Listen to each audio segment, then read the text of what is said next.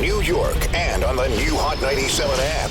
Ebro in the morning on Hot 97. Ebro in the morning, Laura Stiles, Rosenberg, Councilman Andy King on the program right now. Talking about the BX 12th District is what you represent. That's Co-op City, Eastchester. Edenwald, Garden Hill, Baychester, Fish Bay, Wakefield. We're doing it all. Yeah, and when your team reached out, they said, look, we got to talk about what's going on with this new policy in New York City regarding K2, which is, I guess, known as synthetic marijuana. Correct. And has been being sold in our local bodegas here in the city and causing...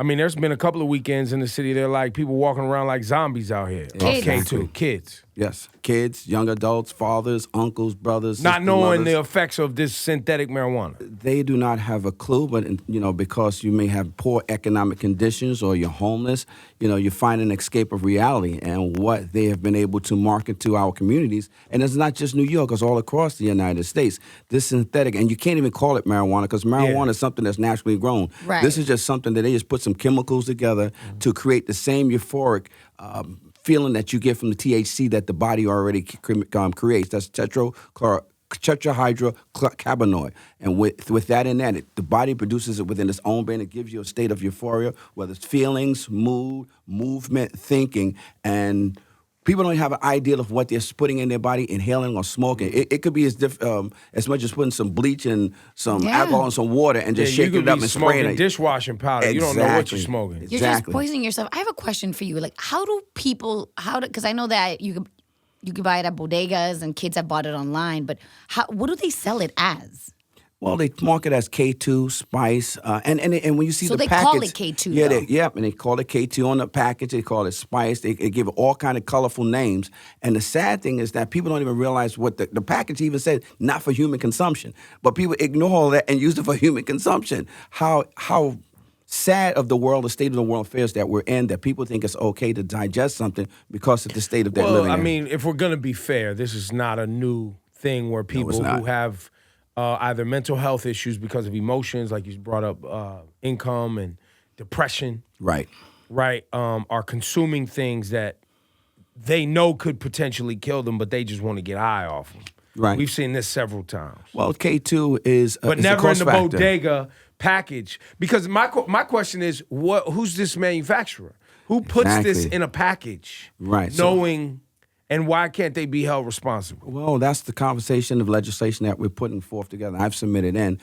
Just for the record, people may not know that China is one of the largest producers of K2. Mm-hmm. So while President Trump is just, breaking up families at the border, people are bringing in drugs that are killing our communities each and every day. Mm-hmm. So the legislation that I proposed in the city council is that we're going to hold landlords responsible. If you're a bodega, if you rented out to a bodega who was selling K2 and is found to sold K2, not only will we strip the license of that particular person to sell any tobacco product, we will shut down that store, and the landlord will be fined $100,000, and they will no longer be able to open up a store, rent out that space as the same business. So, instance, if a bodega was found selling K2, the landlord gets hit with $100,000 fine.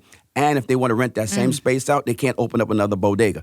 We want landlords to be responsible for the neighborhoods that they have, that they're reaping their monies from. Because a lot of landlords, within even my district, maybe about 7 landlords own a lot of the commercial strips. So that means they don't live in the neighborhoods. They're somewhere else reaping the benefits. And as NYPD has informed me, it's like we have people paying $7,000 a month for rent.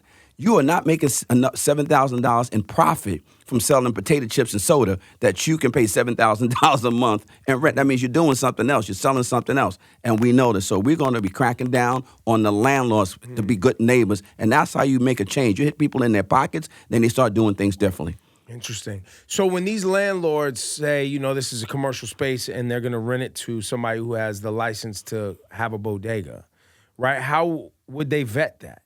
Do they have to monitor it? Like, how would they get involved? You're actually asking these landlords to be involved in this community. Exactly, because their profits come from the people who That's live right. around the neighborhood. Their profits don't come from, if you open up a store in Bed-Stuy, your profits is not coming from Queens Village. Your profits is coming from right there in Bed-Stuy. Mm-hmm. The same people who are patronizing that business and putting money in your pocket, the same people that this store is killing. So, no, you got to be held accountable. No longer the days that they get a pass. People used to ask the question, how do you vet somebody? Well, you know what? You need to pay attention. If you rent your apartment downstairs, you need to know who you're bringing into your apartment. Right. You don't want to bring a drug dealer into your house and you got 3 kids upstairs. Now there's a shootout in your house because you didn't vet the people or you paid attention who moved into your house. Right. But legally, sorry. No, you go ahead, Laura. But legally, K2 is not illegal.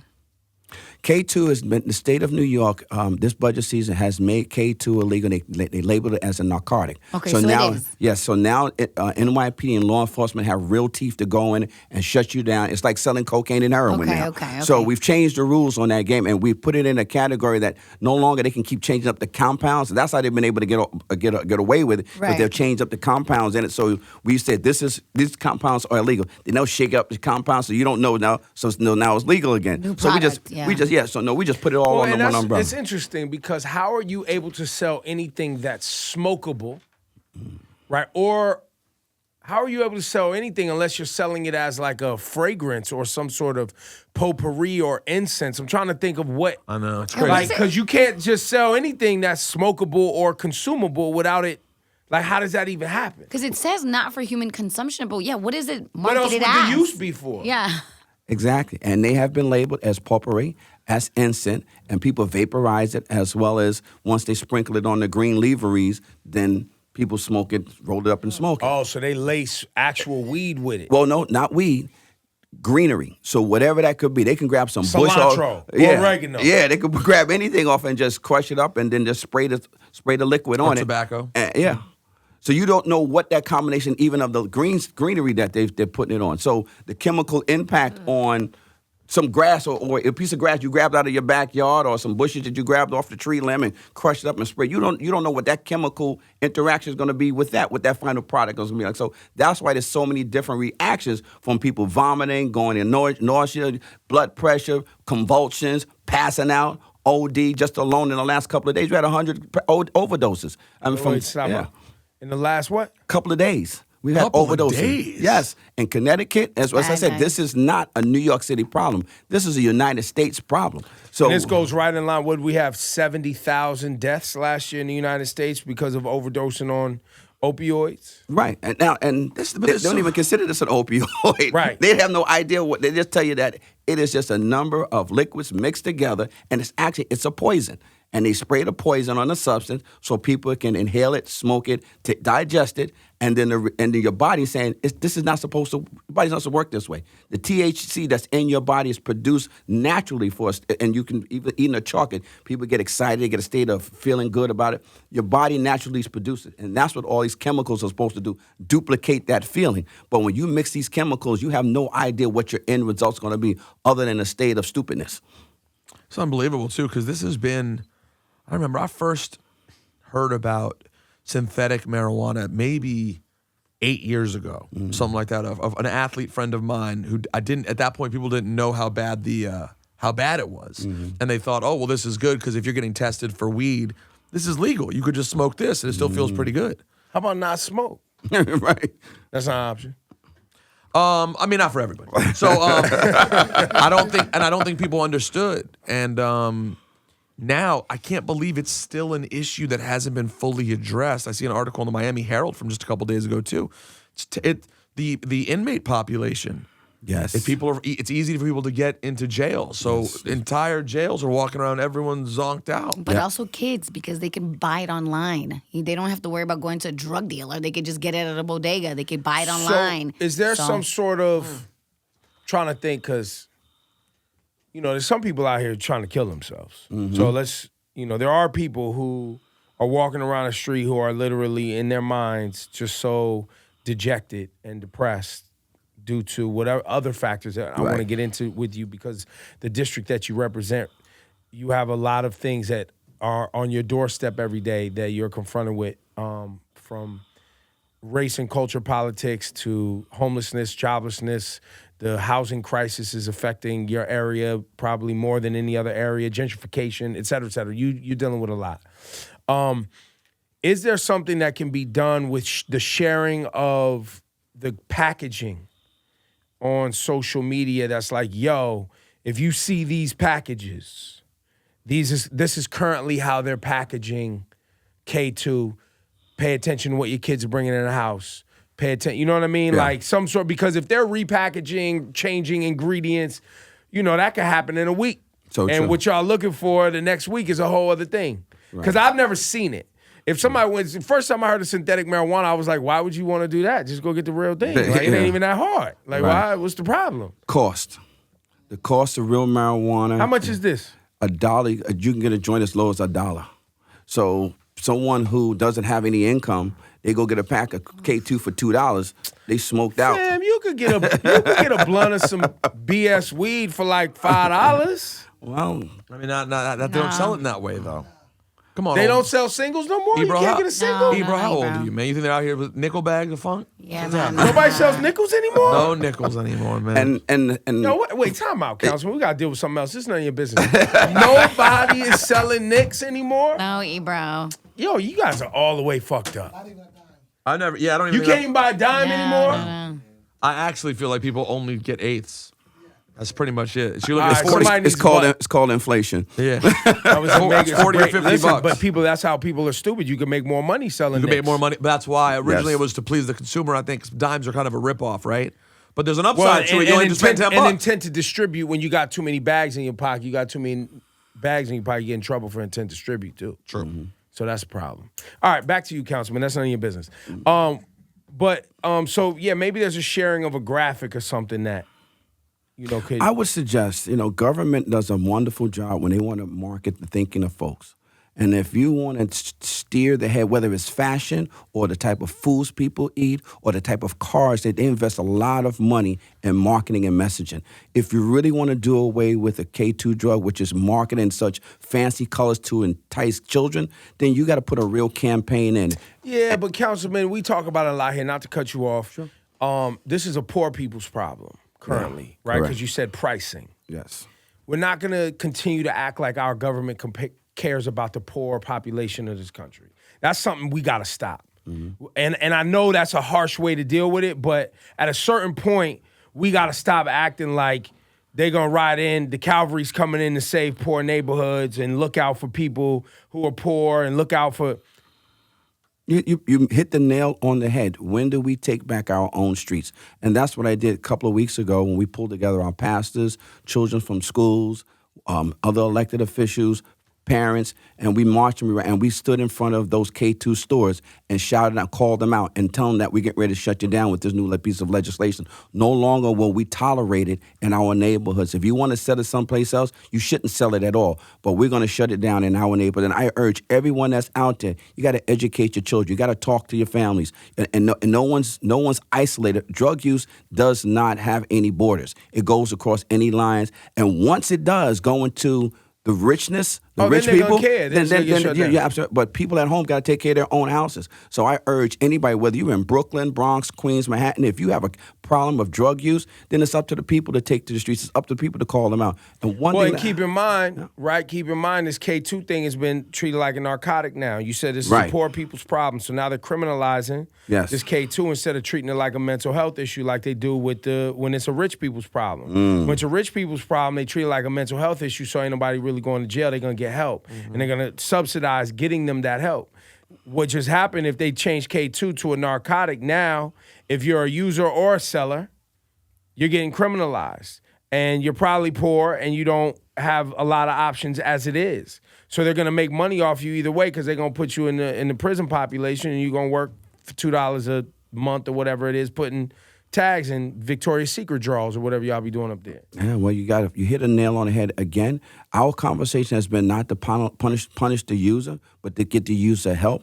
But the seller and the person who's creating, they get hit with the full extent of the law. That's what we're aiming to do because, life conditions don't force people to use drugs, but it's an option for people to use drugs. On the package, doesn't it say like distributed by, shipped by? Doesn't all that, isn't that on the package? I couldn't answer that question. I don't know. I haven't seen that. Because if we're serious, we can find out who brought it into the country, where it came. They got all this is all public record. It's not hard to True. So true. So you can find literally the boat. Looking at the packaging to see if it's on it, made in the product of the USA or made in China. Go right to the manufacturer. Yo, you making this? Valid point. But if people want to stop it, the powers that be want to stop it. Maybe the powers that be is the one to help get it in the neighborhood, because I'm not making it in my backyard. You're not making it in your back room. Someone else that has a bigger agenda is doing it and putting it in communities that are impoverished or communities of color. It's not us. So who is the culprit? And that's we got to go after those culprits. Laura, you was talking about a pet. Was that a pet shelter up there in the Bronx? Can you talk about what happened with that whole animal shelter that was supposed to be built in the Bronx, and then the people were protesting against it? Right. In Co-op City, which is what's called not really an animal-friendly community unless you need an animal for medical reasons. So what the city offered was to build an animal shelter. In the city council, in June, we passed a law that every borough needs to have an animal shelter. In the process of doing this, the city had made a snaffle. You know, when you're going to put something in someone's neighborhood, you need to have a conversation before you start what we call our uniform land review process. And if you would do that, then you would have knew that in Co-op City, even though there's some city space, that wasn't the best location, because the neighborhood, you don't see dogs walking around that neighborhood. You don't see animals, other than a wild skunk or raccoon. Well, you don't see it. So that's because the community has said that we don't want to have pets here because people, what? Well, part of their makeup when Co-op City was erected, animals were not allowed. Okay. So you can't put an animal shelter in a neighborhood that says that animals weren't allowed, even though now they've got loosened up the laws and saying that, hey, if you have it for medical conditions. So out of all the places in the Bronx, you decide a place that says we're not that community, we're not that neighborhood. So the best thing you should do is identify a space that's more animal friendly. So the neighbors showed up to the community meeting. They were 500 strong and said no. So as the representative, I can only go with the people said, because they elected me. I'm not. Well, also it kind of makes sense. I mean, it makes sense. Why? But why no animals? Huh? Why? Maybe it's just like one of those buildings that don't allow animals. Like some buildings don't allow animals, some do. And this is a whole community of 55,000 strong. So you cannot ignore 55,000 people. And 55,000 people aren't allowed to have animals unless they're for medical reasons. So right now, you have a small percentage of residents in Co-op City who have animals. And again, you can go around, and we had this challenge with NYCHA, with pit bulls and attacks and feces all over the place, but you don't have that in Co-op City. There's a reason why their community looks the way they have, because they have laws in place that make sure it stays neat, it stays clean. Responsible animal ownership sometimes doesn't go over so well in certain neighborhoods. I'm about to say, because it sounds like their version of responsible animal ownership is no animal ownership. Yeah, because people ain't responsible. Exactly. Right. Yeah. So, also talk about what's happening with job creation in your 12th district, because one of the common conversations I enjoy having with regard to not only our youth but where many of our communities are going, with creating opportunities for our communities, starts with the ability to have a decent paying job. Right. And I don't, the whole housing crisis thing is, it's kind of like, it's a bad title because there's plenty of houses. It's just people can't afford to get into them because the wages aren't matching up with the pricing. And which is also another issue because everybody gets all happy-go-lucky about like, oh, they're going to minimum wage is going up. And I'm like, yeah, but so is everything else. So it's a wash. So basically it sounds good. You're right. But it's not going to work out that way if your rent goes up and the gas goes up and the bread goes up and this goes up and that goes up. All of that to say, how are you working with other councilmen in the city to get some of these major corporations that operate right here out of New York to invest in teaching 10th graders, 11th graders, and giving them the tools to succeed in the real world prior to higher education? Because I feel like that's lost in our public school system, right? There was a day where you could leave school with some sort of trade. Right. You would know how to do something. Now, many of our high schoolers leave high school and literally they know how to read and write and pass a test. And there's just... Well, they have nothing to go out into the world with unless they're going to go get a job, a vocational job, which a lot of those jobs are even drying up due to automation. Right. So the first response is that in last year's budget, we funded historically summer youth employment, where 70,000 new jobs that we created for children, and to partner up with local businesses in the city government offices. And that's 70,000 in your district? No, in the city of New York. Okay. In the city of New York, to allow young people to have access to economic opportunities during the summer months and expanding it all year around as well. That's the first thing we did. And why 70,000? Why not 150,000? Well, we get an application, so about 144,000 folks, children come in looking for jobs. Again, we have a capacity issue as well. Because you can put the funding there doesn't mean that you can place these kids immediately. So we got to make sure our infrastructure, we grow it. We want to grow it incrementally, but we want to make sure we're successful. That is almost like giving the Department of Sanitation $1 million to pick up more trash. But if they don't have the manpower to pick up more trash, then you just wasted $1 million. You need to have capacity to be able to deliver on the funding that you're going to put. So that's where we're at. We're growing capacity, making sure the system can handle as more kids coming into work. And what are they learning? Well, if you're going into offices, then you'll earn office skills. I had 6 interns this summer myself, and teaching them office skills, teaching them community work, teaching them how to interact with folks.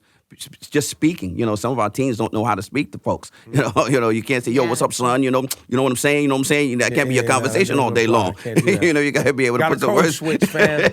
Gotta have your different voice. Yeah, you gotta be able to your white voice on, or your smart voice on. Being able to be articulate. Yeah. So you can communicate with folks that are not only teenagers, but you gotta be able to service folks. But when you give of yourself, you develop as a human being. Some of them have returned back to school and they've talked about their experiences, being able to interact, understand people's issues, understanding for themselves that some of my issues, which I thought was astronomical, are not, compared to what people are actually dealing. Yeah. So it was a growing lesson for a lot of my interns this year who joined us this summer.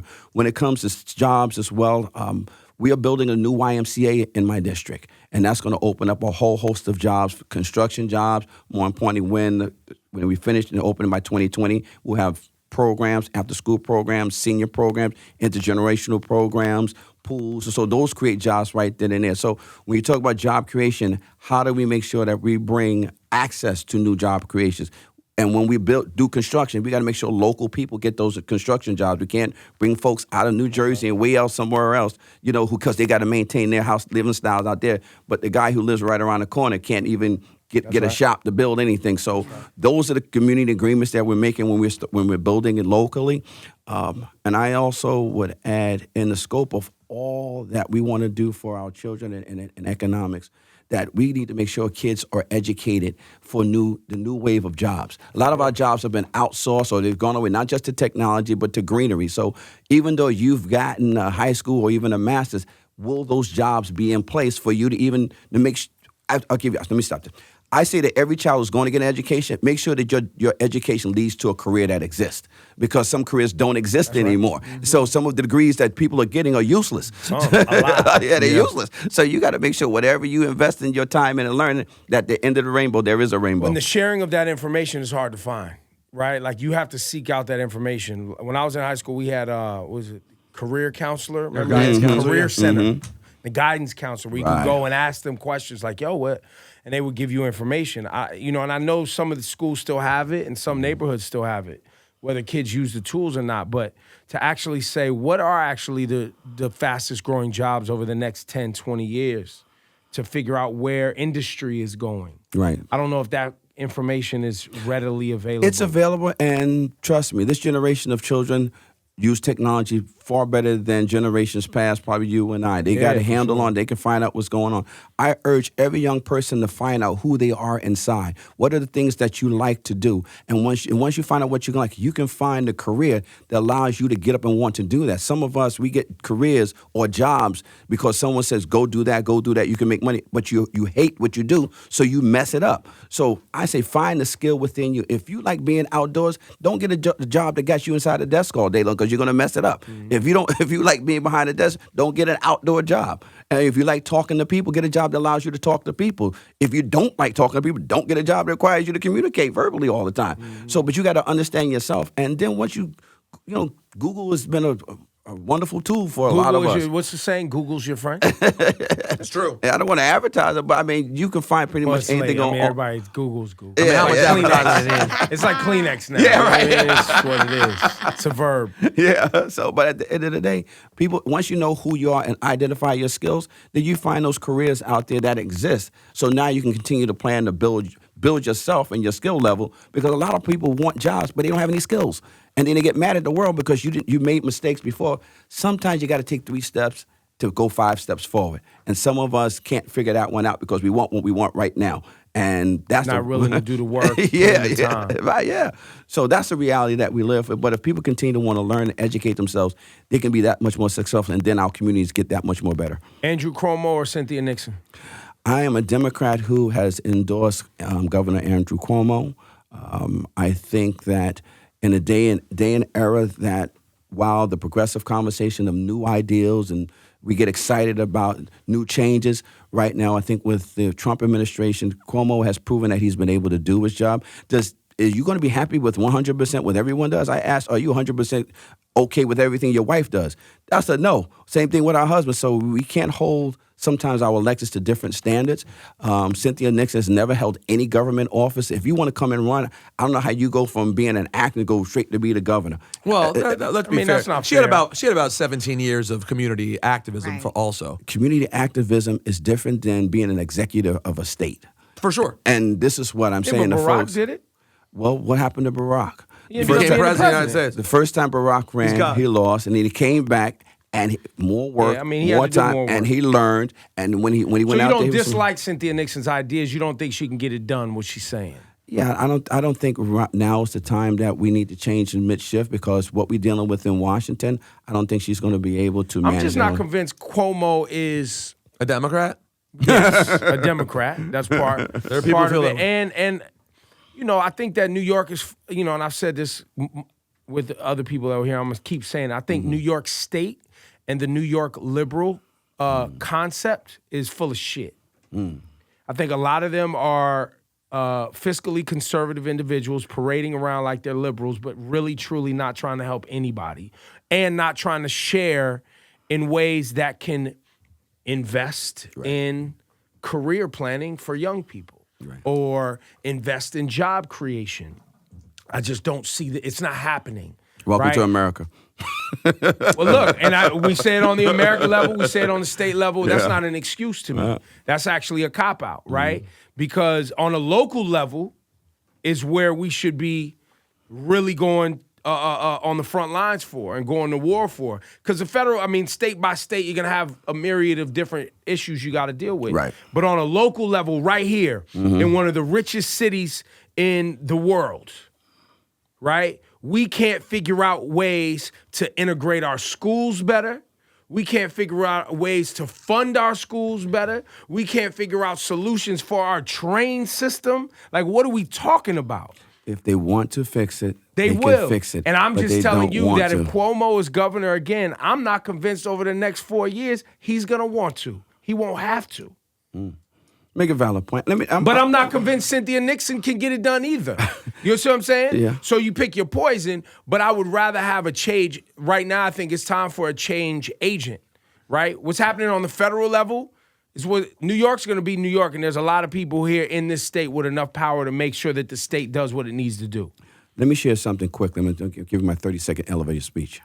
In 2016, I was able to get the New York City Council to pass what we called the 3/5 Clause resolution, the 3/5 Clause Awareness Day, and calling on Congress to amend the United States Constitution, adding the 28th Amendment, which would negate the 3/5 Clause in the United States Constitution. All of this is big words to me. Tell me exactly what you just did. The United States, in the 1787 Constitutional Convention, they came together for delegates in the United States. At that point, slavery was illegal in the United States. The South had more slaves than the North. We all knew that the slave looked 95% black in the country. So what they said, you will not get more representation in Washington because of all those slaves that look like black folks. compromise came to 3/5 compromise that they said that slave, that black in America, would be considered 3/5 of a human being. I went to Congress and said, do you know this is still in the Constitution? They said, no, wait a minute, no. We did away with it. What you mean you did away with that? The 13th, the 14th, and the 15th Amendment addressed that. The 13th Amendment only said slavery is unlawful in the Union unless you're in prison. What does that mean? Slavery exists. They just call it incarceration in 2018. Right.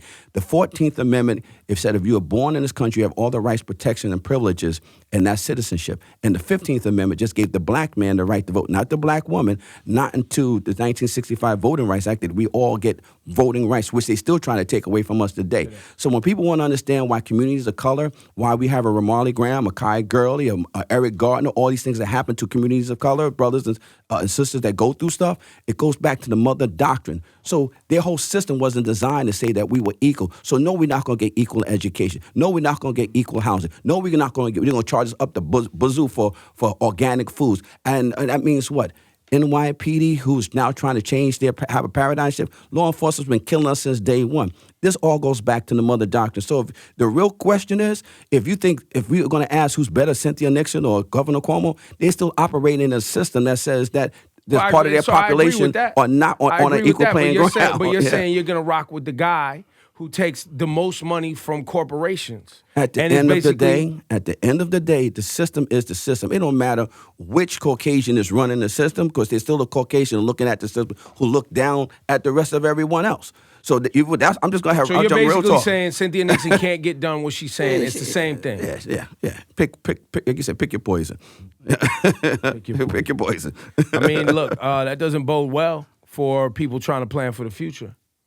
Reality is reality, and sometimes the hard reality people can't handle. But politics is local. So that's why I said when you have a problem with your sanitation, or you have a problem with your school system, or you have a problem with transportation, or you have a problem with your schools, you have a problem with roads, you got to go to your elected leaders. That's why you got to pay so much attention to your elected people who you put in office at the city council level, who you put in as your assembly, as you put into your Senate. Donald Trump's in Washington doing whatever he wants. Half of his policies don't even reach to the streets. It just deals on the managerial level of how the system is structured. Your governor in the state of New York, the governor has more responsibility to get some things done. If people are not satisfied with Andrew Cuomo, then I suggest they go out and do what they got to do. You feel like your district, the 12th district, is? My 12th district, my district is a homeowners district. It's a working district. While we have our challenges, I do not subscribe to saying that every black community is falling apart because somebody put a narrative out there saying our stuff is horrible. But I'm saying that for Cuomo is doing great by the 12th district, for your district. Cuomo has not hurt my district. He has not hurt my district. So if you haven't hurt me, I'm not bothered with you. Yeah. Now, I like that. If you was to say, look, my 12th district is doing good, I'm standing by Cuomo for that. I rock with you for that. Mm-hmm. Were you a part of this IDC thing, the Independent Democratic Caucus? No. You wasn't with all that? Because that was shenanigans. No. That's a state thing. I'm a city. So I have nothing to do with that. Just checking. I just like to know. Yeah, I'm glad. I appreciate the question. Not I. His name is Andy King. He's a councilman up there in the 12th district in the Bronx. We thank you for your time today. Thank you. I appreciate you. God bless y'all. Thank you.